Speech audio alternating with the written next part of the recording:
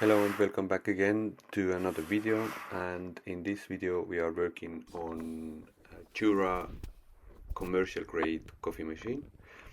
This particular one is called Giga X8c, which means it's a plumbed in version.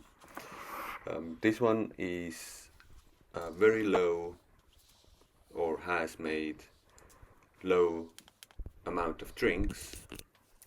Therefore, we are only performing a basic clean on this machine, and that's it. At the end, well, eventually the GoPro battery ran out, and so you're only gonna see tear down, and basically then the video ends.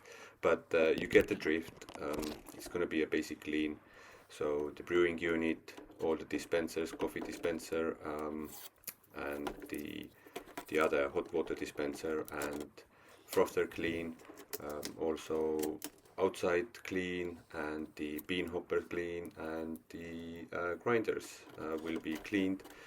But not all of it is on the video, but basically this is our basic clean.